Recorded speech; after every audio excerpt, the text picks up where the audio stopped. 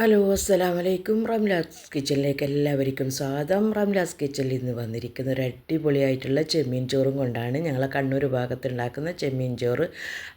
ഇതിൻ്റെ പ്രത്യേകത എന്ന് പറഞ്ഞാൽ നമ്മൾക്ക് ഒരു പാത്രത്തിൽ തന്നെ നമ്മൾക്ക് ഈ ചോറ് അടിപൊളിയായിട്ട് ഉണ്ടാക്കാം. അതേപോലെ ബിരിയാണിനേക്കാളും ഏറ്റവും നല്ല ടേസ്റ്റും അതേപോലെ എളുപ്പത്തിൽ ഉണ്ടാക്കാൻ പറ്റുന്ന ഒരു ചോറാണ് ഇത്.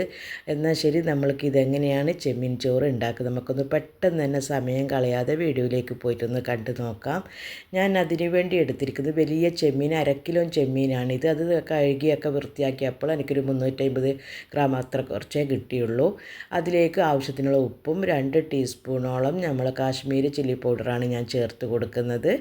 അതിലേക്ക് തന്നെ ഞാൻ 1/2 ടീസ്പൂണോളം മഞ്ഞൾപ്പൊടിയും ചേർത്ത് നല്ലതുപോലെ തന്നെ കൈകൊണ്ട് മിക്സാക്കിയിട്ട് നമുക്കിതൊന്ന് കുറച്ച് സമയം വരെ റെസ്റ്റ് ചെയ്യാൻ വേണ്ടി വെക്കാം. പിന്നെ ഞാൻ എടുത്തിരിക്കുന്നത് 2 കപ്പ് നമ്മൾ ജീരകശാല അരിയാണ്, കൈമ ജീരകശാല അരിയാണ്. അത് എടുത്തതിന് ശേഷം നമ്മൾക്ക് നല്ലതുപോലെ തന്നെ കഴുകിയതിന് ശേഷം നമ്മൾക്ക് വെള്ളം ഒഴിച്ചിട്ട് നമുക്കിതൊന്ന് മാറ്റി വെക്കാം.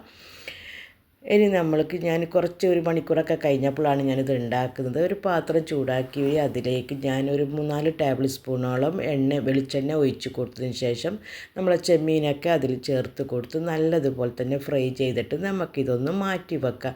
ഞാൻ ഇതേ പാത്രത്തിൽ തന്നെയാണ് ചോറ് ഉണ്ടാക്കുന്നത്. അതാണ് ഒരു 3-4 ടേബിൾ സ്പൂണ് വെളിച്ചെണ്ണ ഞാൻ ഒഴിച്ച് കൊടുത്തത്. നമ്മൾ ചെമ്മീനൊക്കെ നല്ലതുപോലെ ഫ്രൈ ആയിട്ട് വന്നിട്ടുണ്ടെങ്കിൽ ഇതൊക്കെ കോരി നമുക്ക് വേറൊരു പാത്രത്തിലേക്ക് മാറ്റി കൊടുക്കാം. എളുപ്പമാണ്, പെട്ടെന്ന് തന്നെ നമ്മൾക്ക് ഉണ്ടാക്കാൻ പറ്റും. അതേപോലെ നോമ്പ് തുറക്കുമ്പോഴൊക്കെ കഴിക്കാനൊക്കെ നല്ല ടേസ്റ്റുള്ള ഒരു ചോറ് തന്നെയാണ്. ബിരിയാണിനേക്കാൾ നമുക്ക് കഴിക്കാൻ പറ്റും. ഒന്നാമെന്ന് പറഞ്ഞാൽ എണ്ണ കുറവാണ് ഇതിൽ. എല്ലാം കൊണ്ടും നല്ല അടിപൊളി ചോറ് തന്നെയാണ്. എല്ലാ ചെമ്മീനും നമ്മളിതൊന്ന് കോരിയിട്ട് മാറ്റി വെച്ച് നമുക്ക് നല്ലതുപോലെ തീയൊന്ന് കുറച്ച് കൊടുക്കണം. ഇത് പെട്ടെന്ന് തന്നെ കരിഞ്ഞു പോകും, ചെമ്മീൻ പൊരിച്ച എണ്ണയല്ലേ.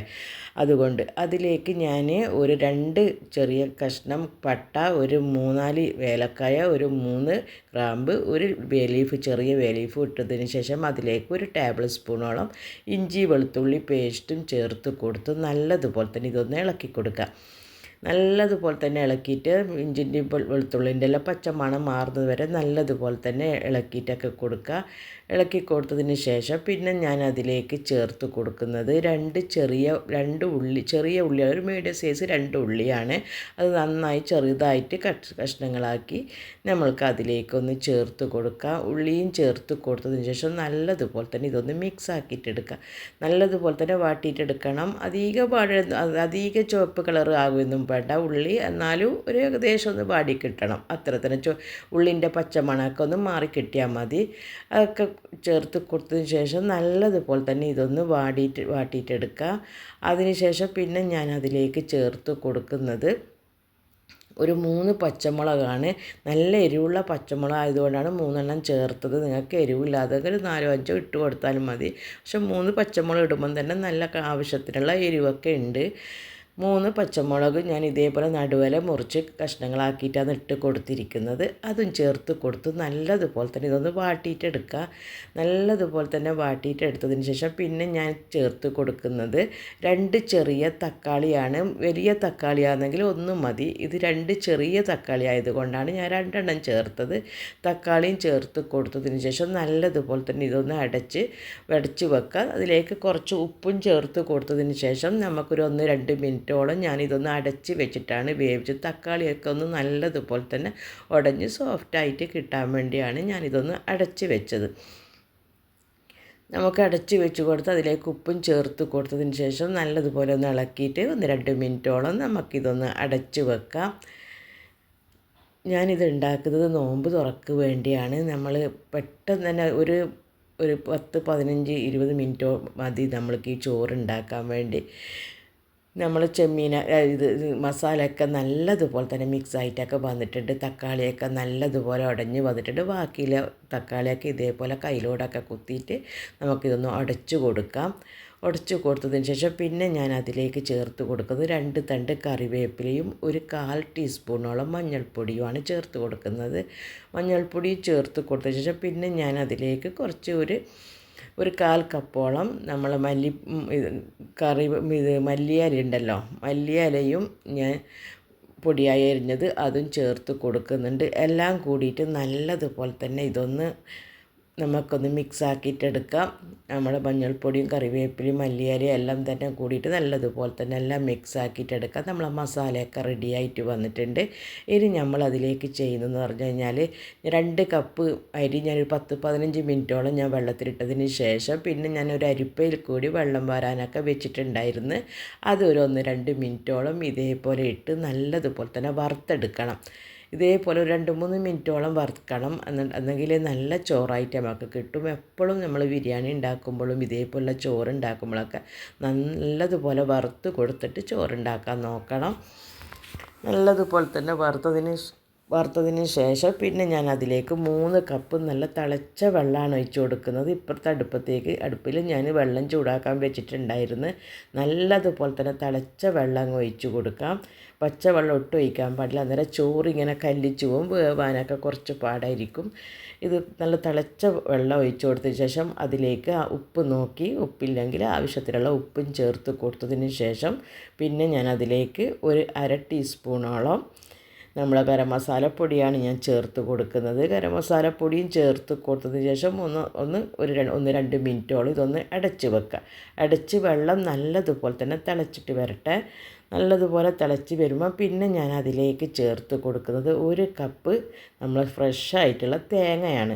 തേങ്ങ നിങ്ങൾക്ക് വേണമെങ്കിൽ നമ്മൾ അരിയിട്ട് വറുക്കുന്ന സമയത്ത് ഇട്ട് കൊടുക്കാം. പക്ഷേ അതിനേക്കാൾ ടേസ്റ്റ് കിട്ടാൻ ഇതേപോലെയാണ്. ഇത് വെള്ളം തിളക്കുമ്പോൾ നമ്മൾ പച്ച തേങ്ങ അതിലേക്ക് ചേർത്ത് കൊടുക്കാം. ചേർത്ത് കൊടുത്തതിന് ശേഷം നല്ലതുപോലെ തന്നെ ഇതൊന്ന് ഇളക്കി കൊടുക്കാം. നല്ലതുപോലെ ഇളക്കിയിട്ടൊക്കെ നമുക്കിതൊന്ന് നല്ലതുപോലെ ഒന്ന് തിളച്ച് വെള്ളമൊക്കെ വറ്റി വരുന്നത് വരെ നമുക്കിതൊന്ന് വെയിറ്റ് ചെയ്തിട്ട് നിൽക്കാം. എല്ലാം തന്നെ നല്ലതുപോലെ ഇതൊന്ന് മിക്സ് ആക്കിയിട്ടൊക്കെ കൊടുക്കണം. നിങ്ങൾക്ക് എല്ലാം എൻ്റെ ഈ വീഡിയോ ഇഷ്ടപ്പെടുന്നുണ്ടെങ്കിൽ നിങ്ങൾ എനിക്ക് ലൈക്ക് തരണം. അതേപോലെ തന്നെ നിങ്ങൾ പുതിയ ആരെങ്കിലും വീഡിയോ കാണുന്നുണ്ടെങ്കിൽ സബ്സ്ക്രൈബ് ചെയ്തിട്ട് വീഡിയോ കാണാനൊക്കെ നോക്കുക. അതേപോലെ തന്നെ സപ്പോർട്ട് തരാം. വീഡിയോ ഫുള്ളായിട്ട് കണ്ടാലേ ഇത് എല്ലാം തന്നെ മനസ്സിലാവും. ഇങ്ങനെ വെറുതെ ഓടിച്ചു പോയാൽ നമുക്ക് വീഡിയോ തന്നെ ഓടിച്ചു പോയാൽ നമുക്കൊന്നും മനസ്സിലാവില്ല. നമ്മൾ ചോറൊക്കെ നല്ലതുപോലെ തന്നെ വെള്ളമൊക്കെ വറ്റിയിട്ടൊക്കെ ഇതേപോലെ വന്നിട്ടുണ്ട്. ഇനി നല്ലതുപോലെ ഒന്നും കൂടി ഇളക്കിയിട്ടൊക്കെ കൊടുക്കുക. ഇളക്കി കൊടുത്തതിന് ശേഷം നമുക്കിതൊന്ന് വീണ്ടും തന്നെ ഒന്ന് ചെറിയ ഗ്യാസ് വെച്ച് നല്ലതുപോലെ തീ കുറച്ച് വെച്ച് കൊടുത്തുകൊണ്ട് നമുക്കിതൊന്ന് അടച്ച് വെക്കാം. ഇതേപോലെ തന്നെ 1-2 പ്രാവശ്യം നല്ലതുപോലെ തന്നെ ഇളക്കി കൊടുക്കാൻ നോക്കണം.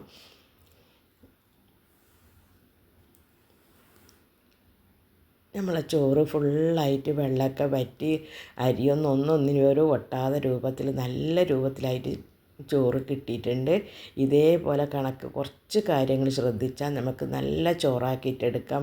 എപ്പോഴും തന്നെ 1 ഗ്ലാസ് അരിക്ക് 1.5 ഗ്ലാസ് വെള്ളം എന്നുള്ള രൂപത്തിലാണ് ഞാനിപ്പോൾ ചേർത്തിരിക്കുന്നത്. ഇത് നെയ്ച്ചോറാണെന്നെങ്കിൽ നമുക്ക് 2 കപ്പ് വെള്ളം ഒഴിക്കാം. പക്ഷേ ബിരിയാണി ഇതേപോലത്തെ ചോറൊക്കെ വെക്കുമ്പോൾ നമുക്ക് 1 ഗ്ലാസ്സിന് 1.5 കപ്പ് വെള്ളം തന്നെ ധാരാളം മതി. പ്രഷർ കുക്കറിലാണെങ്കിൽ നമ്മൾ വെള്ളം ഇതിനേക്കാൾ കുറച്ചിട്ട് വേണം ഒഴിച്ച് കൊടുക്കാൻ വേണ്ടി. നമ്മളെ ചോറൊക്കെ നല്ലതുപോലെ വെന്തിട്ടുണ്ട്. ഒരു 1-2 മിനിറ്റും കൂടി നമുക്കൊന്ന് അടച്ച് കൊടുക്കാം. നമ്മൾ ചോറെല്ലാം നല്ലതുപോലെ ആയി എല്ലാം സെറ്റായിട്ടൊക്കെ വന്നിട്ടുണ്ട്. ഇനി നമ്മൾക്ക് അതിൻ്റെ മുകളിലേക്കായിട്ട് നമ്മൾ നേരത്തെ ഫ്രൈ ചെയ്തിട്ട് മാറ്റി വെച്ച നമ്മൾ ചെമ്മീൻ ഫുള്ളായിട്ട് അതിൻ്റെ മുകളിലേക്ക് ഇതേപോലെ ഇട്ട് കൊടുക്കാം. അതിൻ്റെ ആ എണ്ണയും മസാലയും അതിൻ്റെ ഇടയിൽ എനിക്ക് വിട്ടു പോയിട്ടുണ്ട്. അതുപോലെ എൻ്റെ എഡിറ്റിലെങ്ങാനും പോയതാണെന്ന് തോന്നുന്നു. ഞാൻ ഇതിൽ 1 ടേബിൾ സ്പൂണോളം പശു നെയ്യ് ചേർത്ത് കൊടുത്തിട്ടുണ്ട്. നമ്മൾ വെള്ളം ഒഴിച്ച് തിളച്ച് വരുമ്പം അതിലേക്ക് ചേർത്ത് കൊടുത്തിട്ടുണ്ട്. 1 ടേബിൾ സ്പൂണോളം പശു നെയ്യ് ചേർത്തിട്ട് കൊടുത്തിട്ടുണ്ടായിരുന്നു. നമുക്ക് ഈ ചെമ്മീനൊക്കെ ഇതിൻ്റെ മുകളിൽ ഇതേപോലെ ഒന്ന് നിരത്തി കൊടുക്കാം. അതിൻ്റെ നെയ്യും കാര്യങ്ങളും ഒക്കെ അതിൽ തന്നെ എണ്ണയൊക്കെ ചേർത്തിട്ട് കൊടുക്കുക. അതിൻ്റെ മുകളിൽ കുറച്ച് മല്ലിയിലയും ചേർത്ത് ഞാനൊരു 10-15 മിനിറ്റോളം ചെറിയ തീയിൽ ആവിയിൽ വെച്ചതാണ്.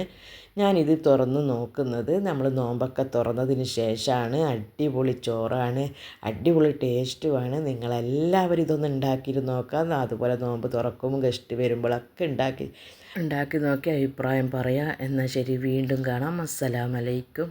Thank you. റമദാൻ മുബാറക്ക്.